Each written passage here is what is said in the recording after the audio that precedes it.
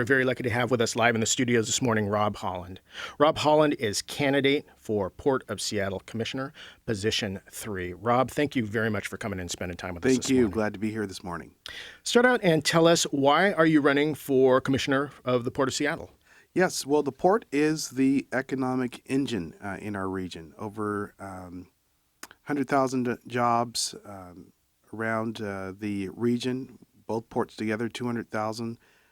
The maritime sector, aviation sector together is one of our largest sector when it comes to our economy. But for me, it's a personal thing. My grandfather came to this region to work at the shipyard on the docks during World War II, and my father followed suit and worked on the docks for 34 years as an inland boatman union member. They're inspirations to me. I've always enjoyed all things maritime, to be honest with you, and having an opportunity to work in the industry and make over $40,000. It's over the national average, to be honest with you. These are jobs that we need to keep in this region, and they're being threatened, and I want to do something about it. All right. Tell us both how the jobs are being threatened and what you see as, maybe expand on the bigger challenges that we're facing with the port. Yeah, well, our port is very much in a challenging situation, particularly in the next decade or so to come. To just lay it out to the listening audience there, the Canadian government has put in about $4 billion on a new port called Prince Rupert, north of Metro Vancouver. This port is quite sophisticated in the sense that it can move boxes for cheaper, about $300 or so less than our port here in Seattle, from the west coast of Canada to Chicago, Nashville, and points in the Midwest. In addition to that, they have an on-dock rail service, which allows them to be more efficient in the way that they offload boxes. All of that means that the 100,000 jobs or so that I was speaking of, that we're in fierce competition to keep those jobs here in the Seattle area, in King County. And we are really going to have to look at the way that we are moving goods and services through our region and find ways to do two things: increase speed, and second, reduce costs. And my experience with ports and in the shipping industry, in the trucking industry, and currently in the fuel industry, particularly in the area of biodiesel alternative fuels, I think is going to lend to that. It's going to lend to an opportunity to look at doing things differently and protecting those jobs. All right. So what do you see as solutions towards increasing speed and reducing costs? So there are a few things that we can do, and I'll let me kind of expand a little more on just not just the north of Vancouver. I'll expand two other options that are happening, and then kind of move on to what we might be able to do. If you look at the Panama Canal, they received funding, I'd say about a year or so ago. And what will be able to happen there is, I think the listening audience, a lot of these large ships, football-sized ships that you see out in our harbor that previously could not go through the canal, in about a decade, they'll be able to.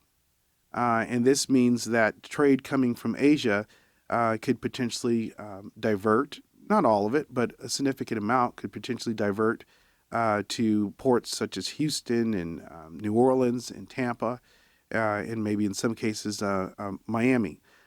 So we have a competitive situation there.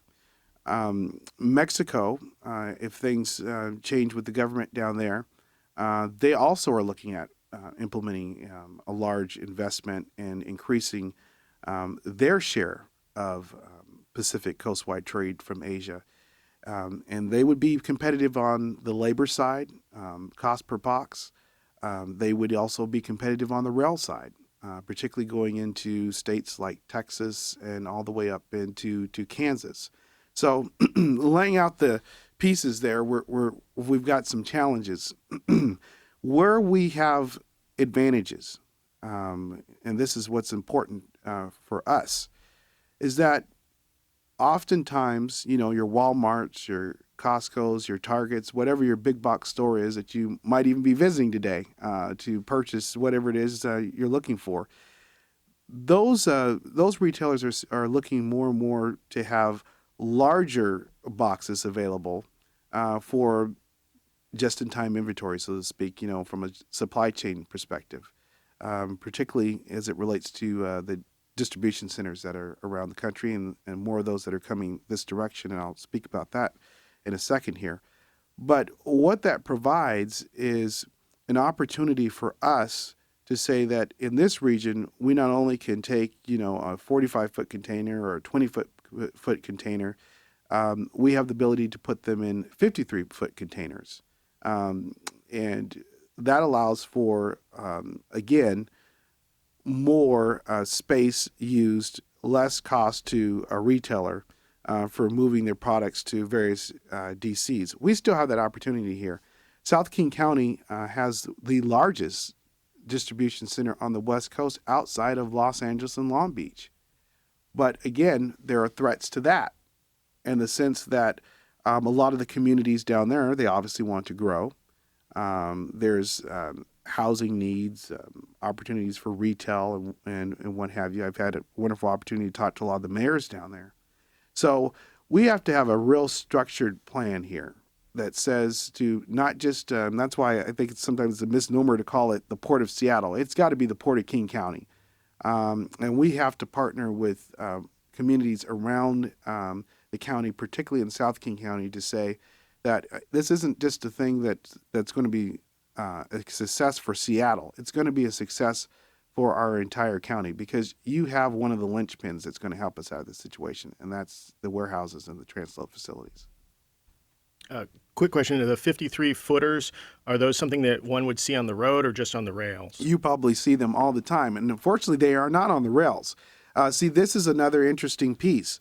What you see piggyback stacked, if you're looking at Burlington Northern Santa Fe, or if you're looking at UP, are, most cases 45 foot, 20 foots and all that.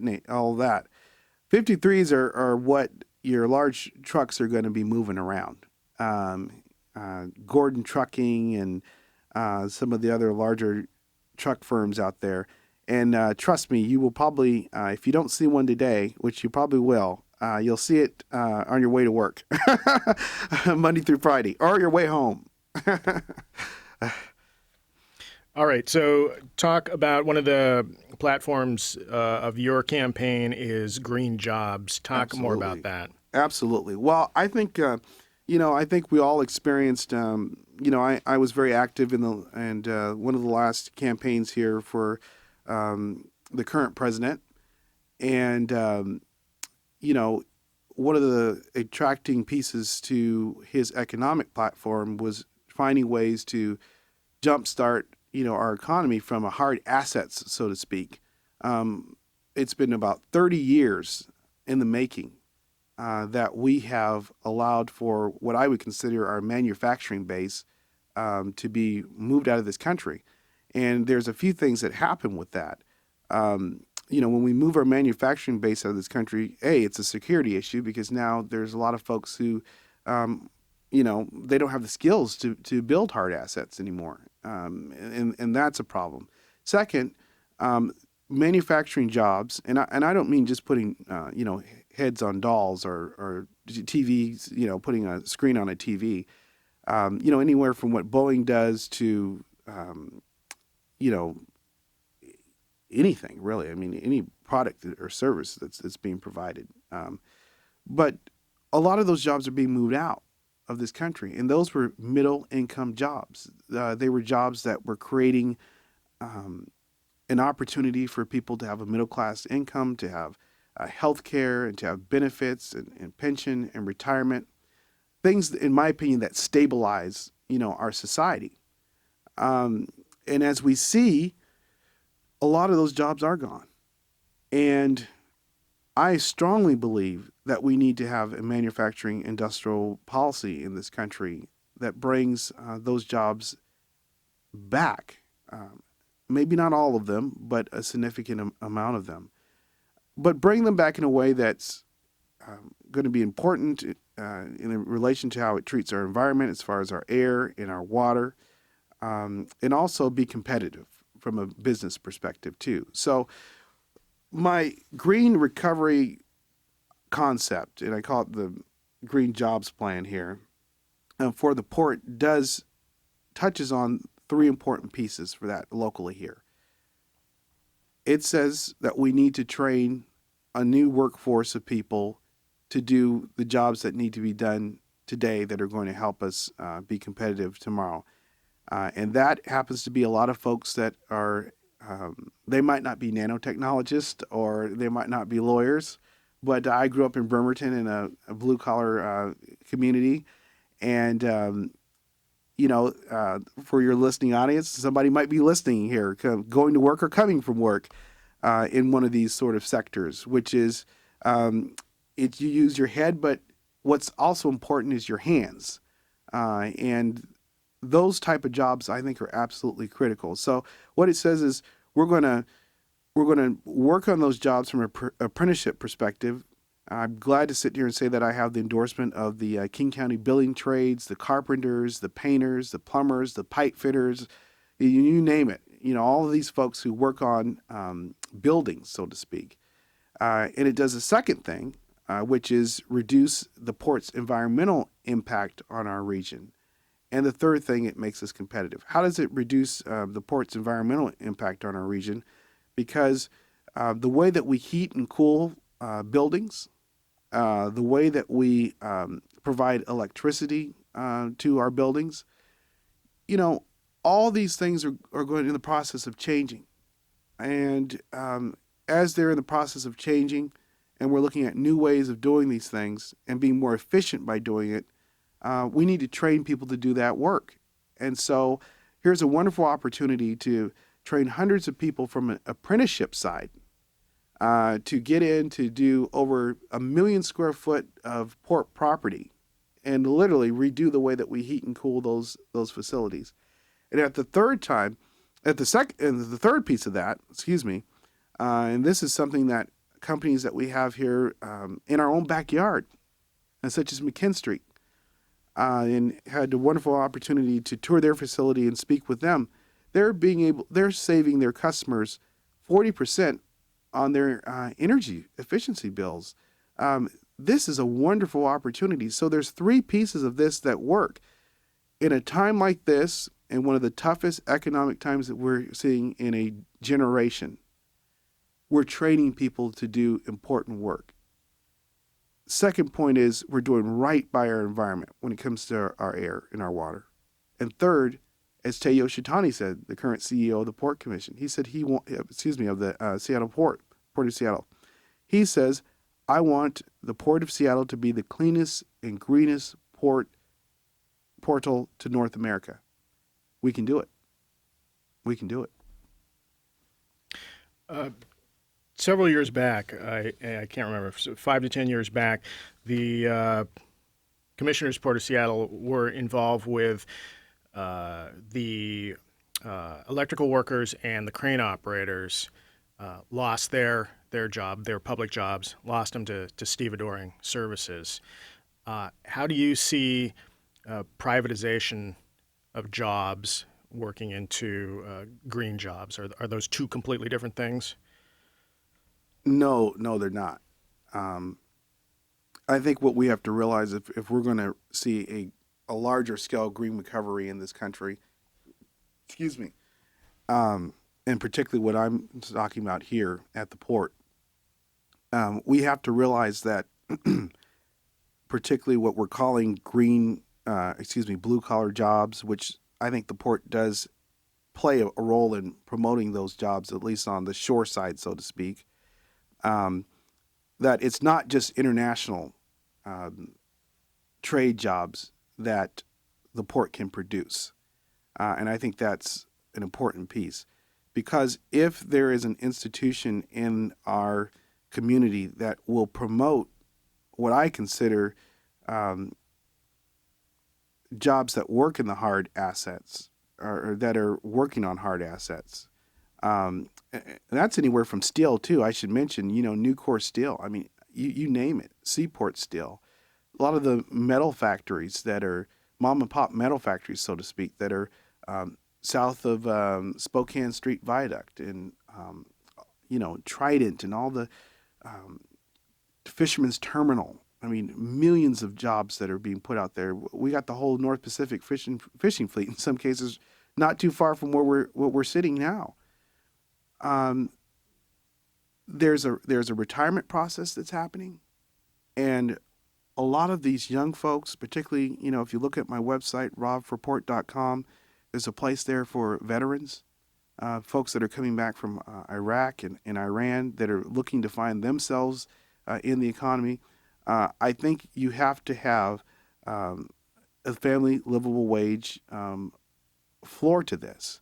And so I am one that actually absolutely believes that labor and business must be at the table together.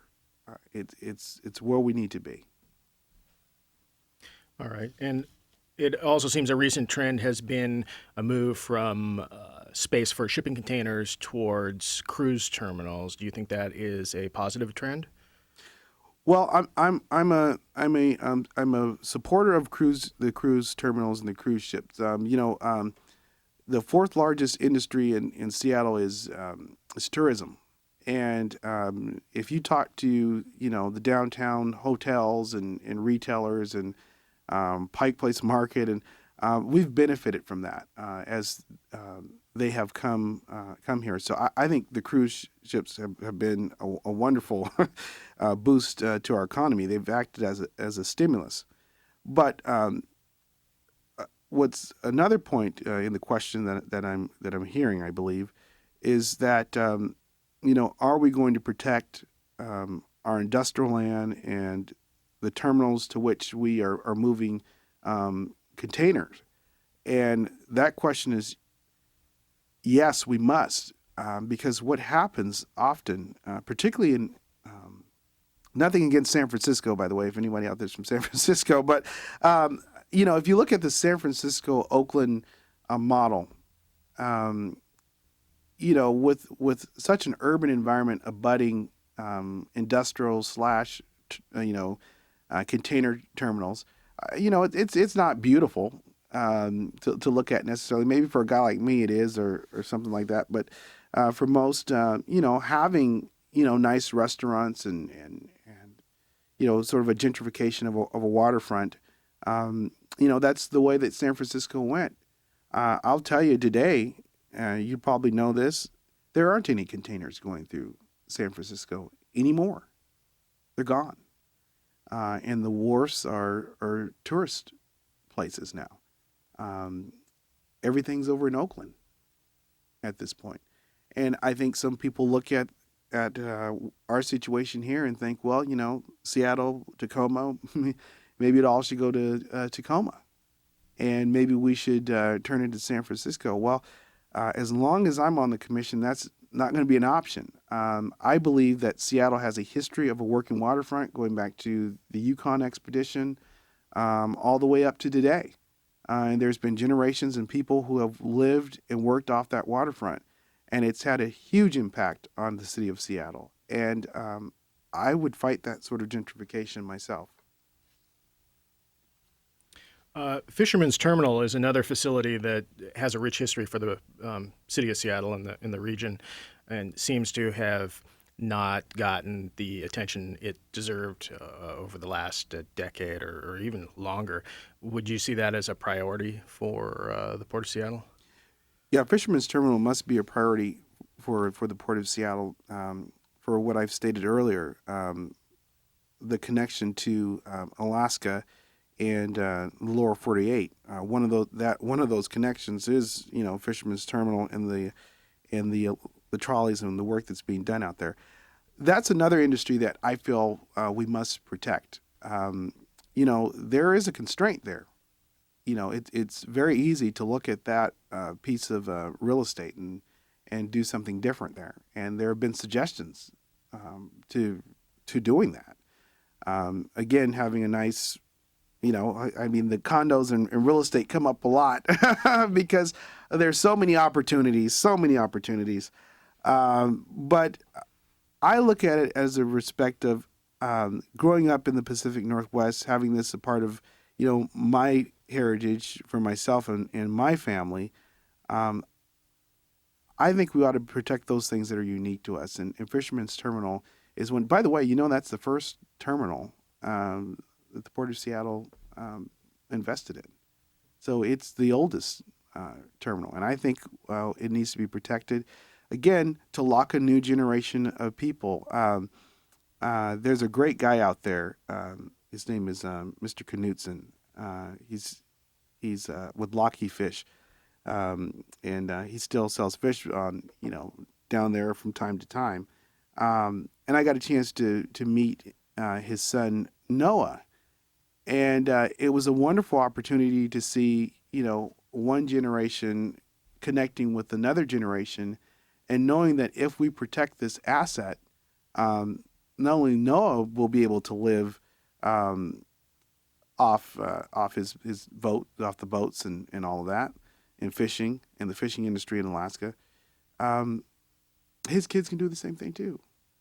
That's a good thing. I know there's been some battle between them just being able to sell off the boats down there of late. So, Yeah, and I support them selling off the boats myself. philosophical question, because you and everyone talks a lot about the need to compete with Prince Rupert, Mexico, Panama Canal, other ports. Is there some balance though between competing and cooperation? Because I mean, all these places have limited facilities, infrastructure, and money to spend. Sure. Wouldn't it be better if at least within the U.S., let's say, that the ports were cooperative amongst each other? Sure. Well, there are a lot of national strategies that are taking place. I was glad in 2004 as an transportation fellow, which is a large transportation planning institute in Washington D.C. To be selected around the country out of a group of 50 to go and talk about. There were various clusters, and one of the clusters was ports and port cooperation throughout the country. And so there's a lot of talk about that, particularly when we have ports sort of competing against each other in sort of weird sort of ways. So bringing it back home here to Seattle, Tacoma, it has been a struggle through the years to get Seattle and Tacoma to become one entity. And I imagine because of political pressures, particularly from residents and elected officials in Pierce County, we won't get there right away. But what we can do, and I've always said, it's like two people who are married that you're trying to get them to cooperate, but they won't. and that's probably kind of what that would look like. But what we can do, and I would include, you can't so much include maybe the Canadian ports, but definitely with Seattle and Tacoma, Everett, and in some cases even Olympia, what you can do is market our region to Asia and other places around the world. And I would say market it with the strengths that we have. Day less sell out of any of the ports on the West Coast to Asia. That's a good thing. It also reduces your cost of fuel for a day. It costs about $35,000 to $40,000 a day in some cases to run these vessels. So one day makes a big difference, particularly to customers. The second piece of that is look at the comparative advantages that we have.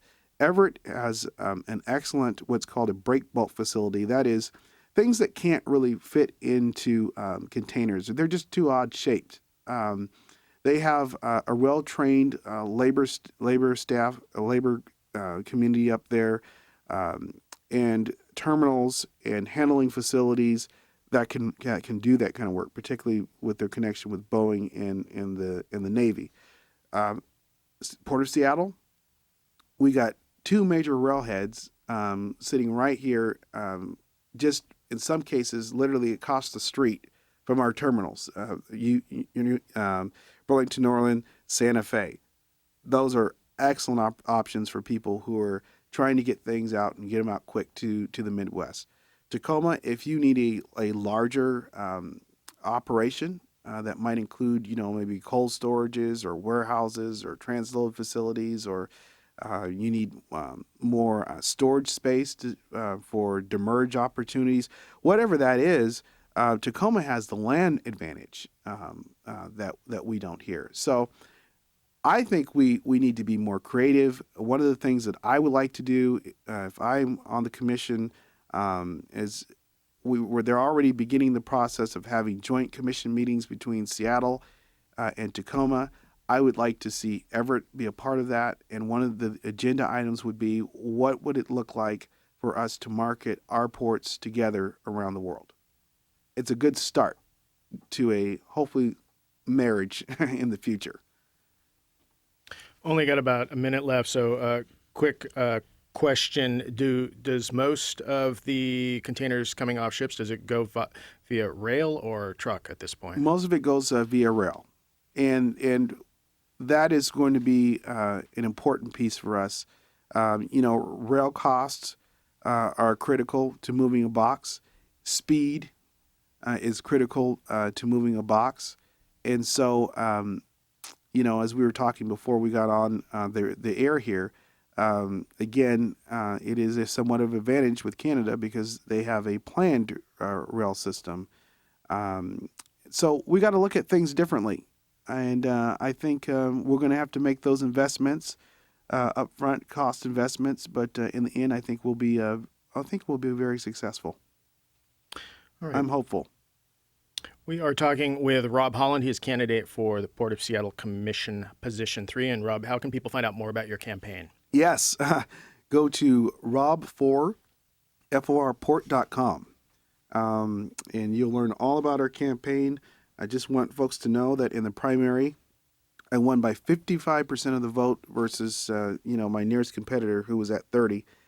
And people are catching on to a message of what I call prosperity, prosperity for everyone. Not just for a few people. $17 billion is generated out of revenue out of the port, the seaport and airport. That should be a prosperity for purpose for each and every one of us. And that's what I look forward to working on. All right. Well, I want to thank you very much for coming in and spending time with us this morning. Thank you.